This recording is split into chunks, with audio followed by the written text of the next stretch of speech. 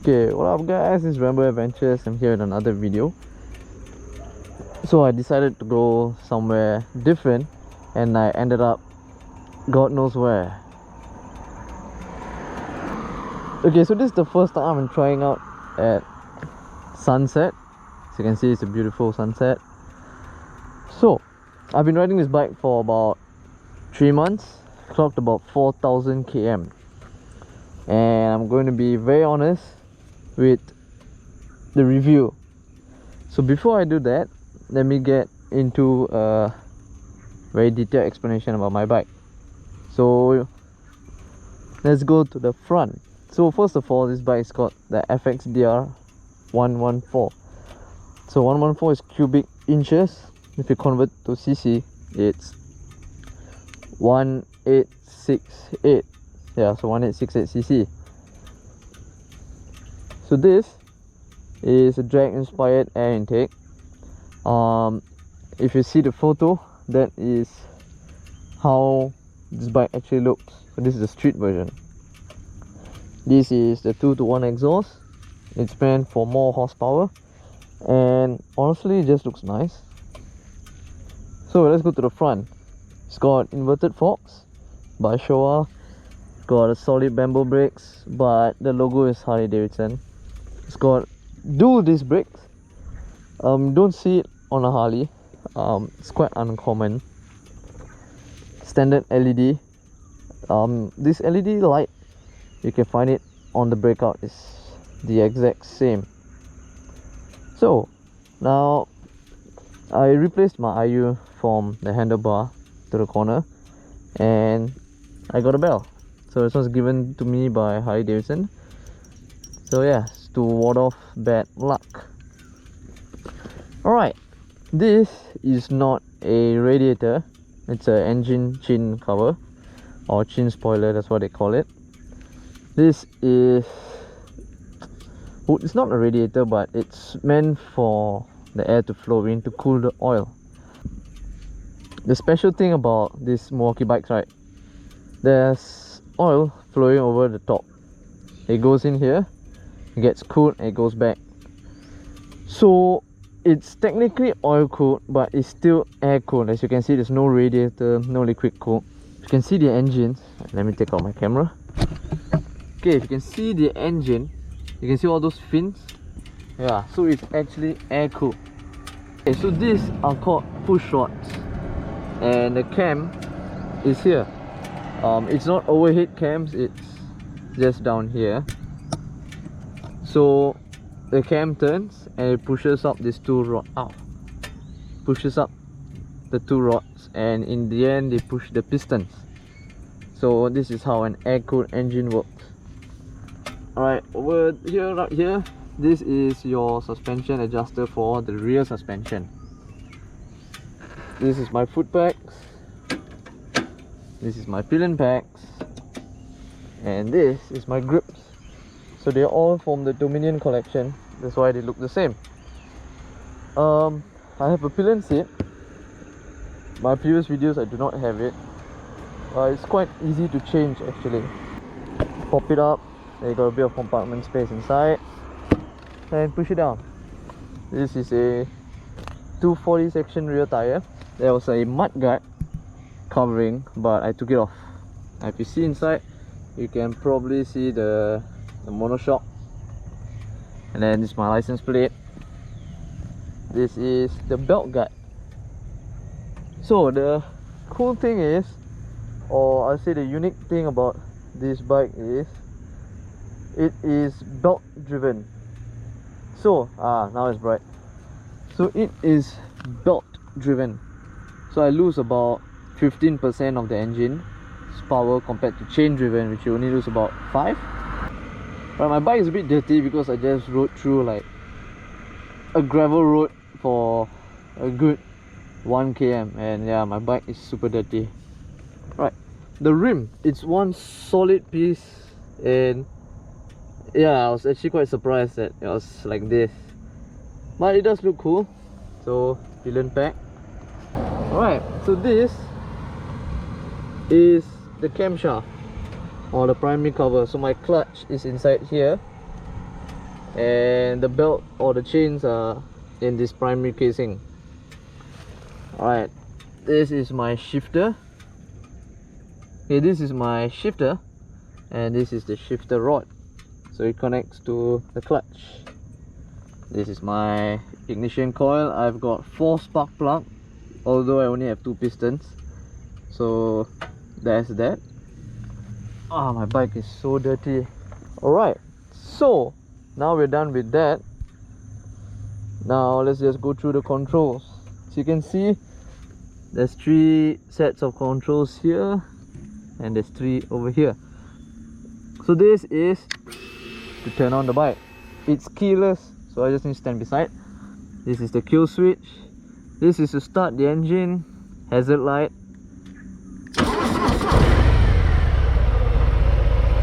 Alright.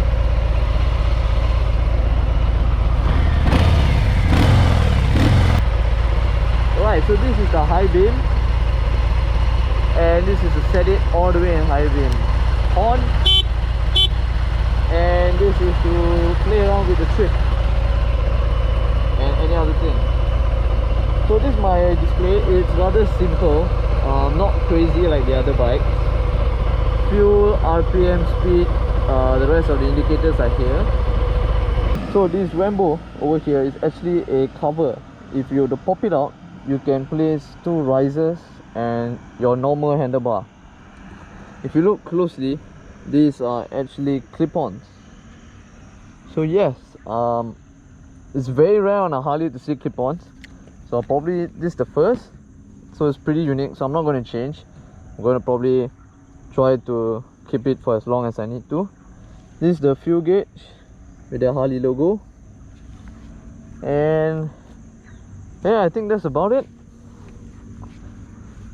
The bike is long. It's actually very long. I always have trouble parking in lots because it tends to stick out, so that's the only issue I have.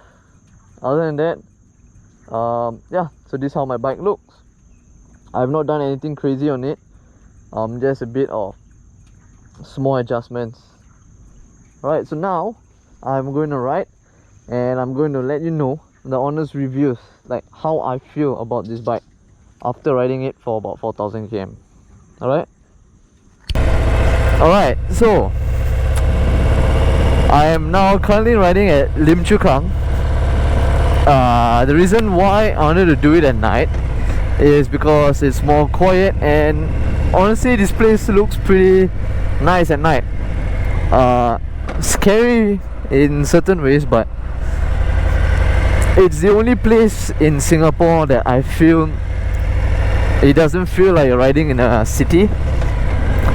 It feels like a countryside, and in a place where it's all just buildings and, you know, skyscrapers. I think a place like this is kind of nice to come once in a while. So I do apologize if the video is done, especially just a few minutes ago when I was showing the parts. This is the reason why I wanted to try at night. So okay, now let's get to the main star. So 4,000 km on this bike within 3 months. It's quite a lot actually. This bike is huge in terms of length. Oh, what the? Oh, it's kind of foggy though. Okay, the bike is long. It's wide, but it's not too bad. Like, I can still lane split, and I'm very comfortable lane splitting with it now, especially through what you call highway. Normal road sometimes I do struggle at certain places, but other than that it's still quite manageable. In terms of the weight, yes, it's heavy, so when I come to standstills or at the car park, I do struggle a bit, especially when I want to push the bike behind. But while riding right now, I don't feel the weight. It's super comfortable, and you can really push this bike and go. So far I haven't scrapped the packs yet, and this bike can corner. I'm not lying, I'm very generous with the corners that I take on this cruiser, and so far it has not failed me. But at the same time, I don't want to push it I don't want to damage my bike or scrape my exhaust like what I did on my old bike. The display, I don't need such a fancy display, you know, the TFT and all those kind of stuff. This is fine to me. But what I dislike is the technology on this bike is horrible. I only get ABS, and this bike puts out like 110 foot-pound of torque in 3000 RPM. So you do get annoyed because there's nothing to help you. You don't have traction control, you do not have cornering ABS, you don't have torque assist. I think that's the most important, because in the rain this bike is a nightmare to ride, especially if you're not careful with your throttle.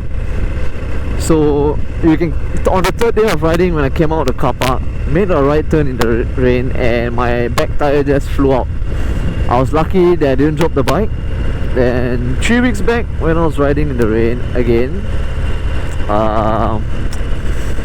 I turned up to 4th gear and I decided to twist the throttle a bit more than I should in the rain, and straight away it lost traction, and this is on the 4th gear. So it's a nightmare to ride in the rain. And the mud guard, I took it out. The reason being is because it looks nicer without the mud guard. I can see the tire. But another reason is, honestly, the mud guard is of no use. Even with it, my back gets wet in the rain. The front fender doesn't keep off the water. You can see it literally flying at your face when you're riding in the rain. I was riding on the gravel road, I can see the rocks just being thrown up right in front of me. So this is some issues that I don't like. It's a bit expensive if you compare it to the Triumph Rocket 3. You get more stuff on the Rocket, absolutely. The only reason why I didn't buy that is it's too much for Singapore, and I've been eyeing this bike for a while, and that's why I got this bike.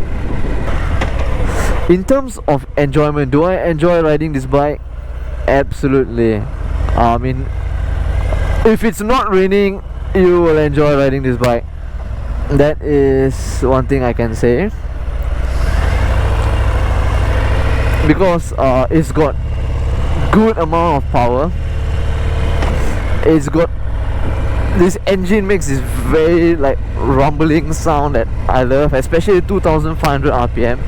Around this range, it just sounds amazing. So all I need is a exhaust system. So I'm just waiting for a legal one. Once I have that, I will probably get it. The positioning is, I had some trouble at the start because it's quite aggressive. Your legs are far in front, your body is leaned forward. Your weight is on the elbows, shoulders, not much on the wrist, but yeah, elbows and shoulders. But once I got used to it, it was actually quite comfortable. There's no way you can hug your tank when you're riding. It's something that most Harleys have, that kind of issue. So to ride this kind of cruisers, just gotta relax your legs like this and, you know, just cruise. The packs are a little short, you can see. I prefer the bigger packs, but if I have those bigger packs, I cannot corner so much because I will scrape the packs. So yeah, that's the only thing I need to get used to, and I'm comfortable with it now. The braking is very good for this 310 kg bike. Yeah, it's heavy, but it doesn't feel like that when I'm riding.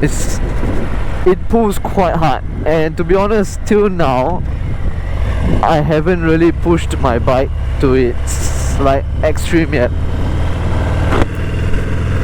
So I've never opened my throttle to the max, because halfway through it is like it's pretty scary because it pulls immediately. See, you know, just right.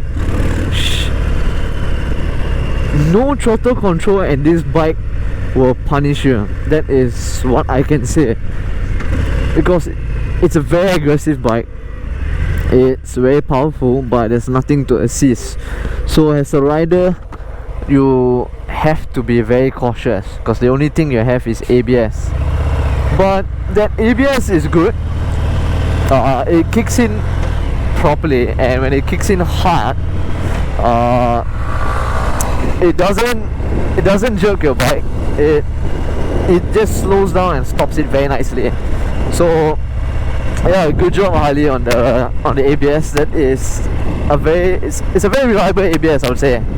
I've only activated it once when I had to jam brake because some guy cut into my lane, but other than that, nah, I didn't really have to use the ABS. Fuel consumption, it's around the same as my iron. So far I'm getting about 18 km per liter. So the range on this bike is about 320. Yeah, it's around there. But when I start riding above 3000 RPM and I really push the bike, yeah, it sucks the fuel, like, yeah, it just burns right through it. But when I ride normally 18 liters, well, it's quite decent for the size of this bike.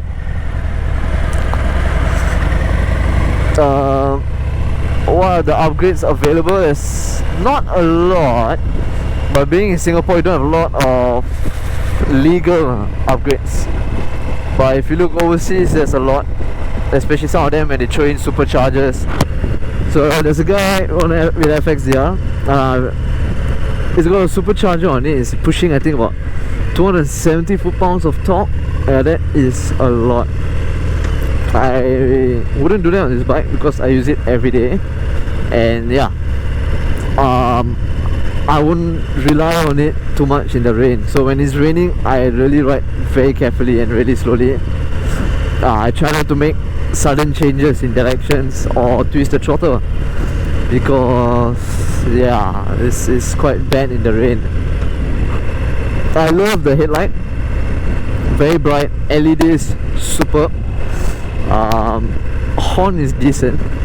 So after riding 4000 km and after test riding a lot of the other softer models, is this a good bike?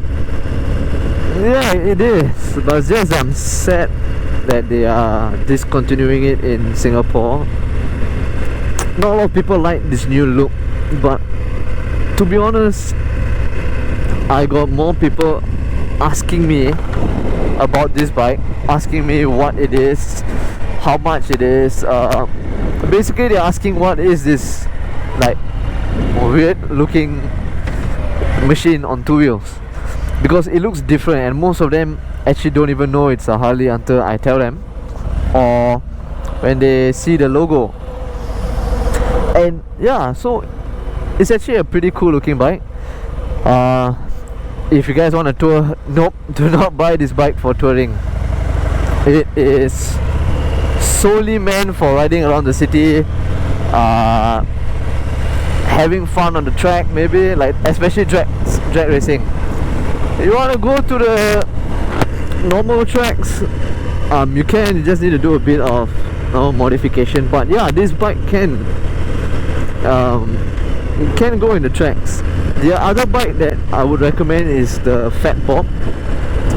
It's also got inverted forks, dual disc brake. It's like competitor to this bike. It's just that the looks are different.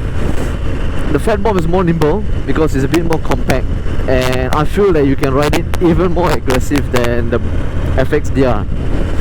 But if you're looking for a long, mean looking bike that looks different and you want to stand out of a crowd, the FXDR is probably the bike to go to, right? Because it's like a hybrid between the Breakout and the V-Rod. So yeah, it's not too bad. Another issue is you can't ride this bike for long. After half an hour, my butt tends to feel a bit cramped. Yeah, so I have this need to, like, keep adjusting my seat. So that's that. And it is super hot. Like now I'm riding, right, I won't feel it. I can ride for half an hour, 45 minutes on the highway at this kind of speeds, right? you will also not feel the heat even though you come to a complete stop. It only becomes very bad when you've been riding for a while and you go into the city. So traffic lights after traffic lights, you keep stopping, heavy traffic. So when you end up in those kind of position, and it becomes terribly hot to a point where I had to turn off the engine at the traffic light and I just stood up because I couldn't take the heat. So even though it's oil cooled, and to be honest it runs cooler than the older bikes, so that's what I've been reading online, and it runs cooler than my iron. Personally, that's what I feel. But it's just that when you go into a standstill, right, it's just unbearable. So that's one thing you just need to take note, for those of you who wish to buy. It's not a very good bike to ride for very long in the city. The design and finish is nice, but some parts is just bad. Their paint is not coated, so I had to go and get it ceramic coated myself. That's not really an issue, but I have parts that's rusting already, so I got it changed and it's still rust again. So I'm disappointed in that. But in terms of the bike itself, am I happy? Yeah, I am. It's a fun bike. It's good. All I need to do is, just get an exhaust, and I think I'm probably done, because there's nothing much to do on this bike. It's already like very nicely done. So I hope this review has been more detailed than my first rides and more clearer. If you guys got any questions, just drop in the comment section. I'll try to answer whatever I can. Till then, ride safe and stay safe. Alright, see you guys soon.